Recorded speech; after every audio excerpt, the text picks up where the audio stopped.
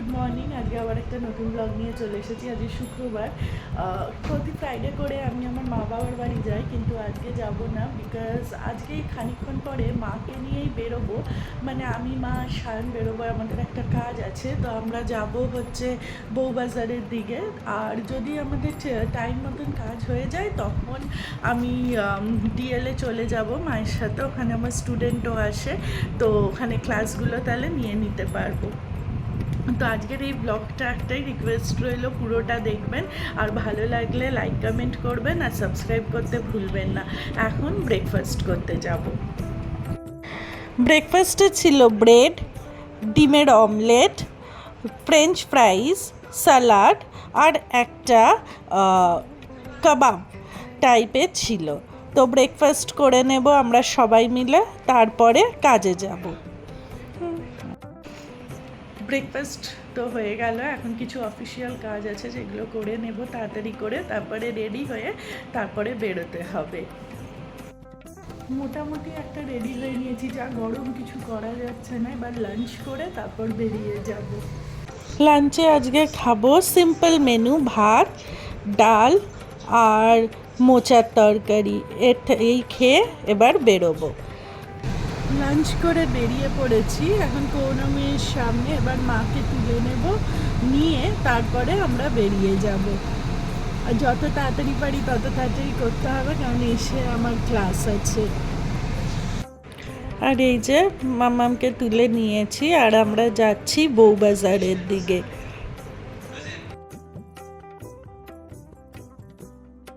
আমরা এখন চলেছি বউবাজারের পথে।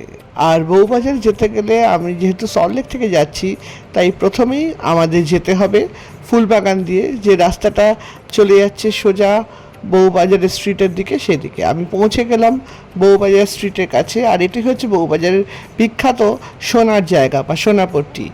মানুষের বিয়ে থেকে শুরু করে অন্নপ্রাশন, জন্মদিন থেকে শুরু করে নানা অকেশনে কিন্তু এখানে বহু মানুষ ভিড় করে। সব ধরনের সোনার দোকান কিন্তু আছে এই বউবাজার স্ট্রিটে। আমি এখন দাঁড়িয়ে আছি বউবাজারের মোড়ে, যেখানে সব সোনার দোকানের জায়গাগুলো আছে। অ্যাকচুয়ালি এখানে আমি যে বইটা পাবলিশ করেছিলাম, পাবলিশিং হাউসটাও এখানেই, বউবাজারেই, এই সোনার দোকানের কাছাকাছি। তো ভাবলাম এখানে এসে হঠাৎ করে আমার এই ছোটোবেলা থেকে এই জায়গাটা খুব ইমোশনাল লাগে। মানে সেই ভাতটা তো মনে নেই অবভিয়াসলি, মানে বইতে আত্মীয় স্বজনদের বিয়ে, তারপরে নিজের বিয়ের সময় অনেক কিছু আমরা এখানে করেছি, মানে গয়না কিনেছি, করেছি। তো সেই জন্য আমি এখন জাস্ট মনে হলো আপনাদেরকে ভিডিওতে জায়গাটা একটু টুক করে দেখিয়ে দিই, আর আবার ফিরে আসছি মধুমন্ত্রীর কাছে। কলেজ স্ট্রিটের মুখে কলকাতার ঐতিহ্যপূর্ণ দোকান দিলখুশ কেবিনে চলে এলাম অল্প স্বল্প পেট পুজো করব বলে। অনেকক্ষণ ধরে খিদে পাচ্ছিল, আর মধুমন্ত্রীর খুব প্রিয় দোকান হচ্ছে এই Dilkhush. Chicken cutlet, mutton cutlet থেকে কবিরাজি, ফিশ কাটলেট, ফিশ ফ্রাই, সব বিখ্যাত খাবার এখানে। এখানে চাইনিজেরও খাওয়া দাওয়া পাওয়া যায়। আমরা ঠিক করলাম আজকে খাবো chicken cutlet, mutton breast cutlet আর ফিশ ফ্রাই। আমি সবসময় একটু মটন ব্রেস্ট কাটলেটের দিকে আমার মনটা পড়ে থাকে। মধুমন্ত্রী যেহেতু চিকেন ভক্ত, তাই ও চিকেন কাটলেট খাবে। দেখুন, আর মধুমন্ত্রীর চিকেন কাটলেট, তার পাশেই আমার শাশুড়ির ফিশ ফ্রাই, আর আমার মাটন ব্রেস্ট কাটলেট। চলুন আর দেরি না করে এবার শুরু করা যাক পেট পুজো। এখানকার কাটলেটগুলো কিন্তু দারুণ সাইজের। আর খাওয়া দাওয়া শেষ করে চললাম বাড়ির পথে। আমাকে ডিএলএ নামিয়ে দিয়ে ও বিএফে চলে যাবে, আর আমার 6টার থেকে স্টুডেন্টের আসার কথা ছিল, কিন্তু আমার পৌঁছাতে 6:30 বেজে যাবে। তো গিয়ে কোনো রকমে ফ্রেশ হয়ে ক্লাস নিতে আমাকে স্টার্ট করতে হবে। ও অলরেডি ফোন করছে আসার জন্য। এই যে আমার কিটক্যাট অলরেডি চলে এসেছে আমায় দেখতে পেয়েই। আর এবার আমি ফ্রেশ হয়ে ক্লাস নেওয়া স্টার্ট করব।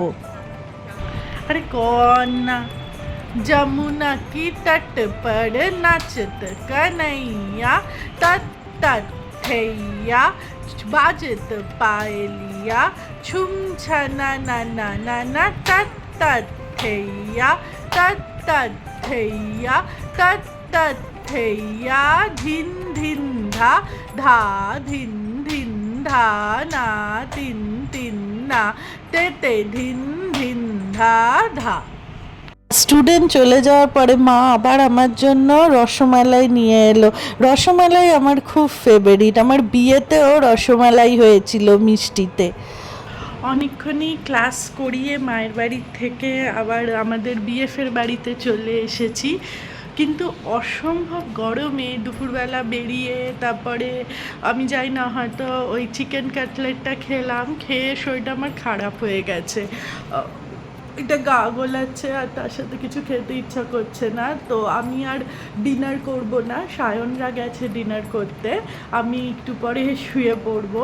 অ্যাকচুয়ালি যেখানে গেছিলাম সেখানে তো এসি ছিল না, অসম্ভব গরম ছিল, কোনো জানলা নেই কিছু নেই, আগেকার দিনের কেবিন সিস্টেমে, তো এর জন্যই হয়তো আমার গরমে শরীর খারাপ হয়ে গেছে। তো এর জন্য আর আজ ডিনার করছি না, একটু পরে মানে এখন একটু শুয়েই আছি এসি চালিয়ে, ওষুধ খেয়ে একটু পরে ফ্রেশ হয়ে শুতে চলে যাব।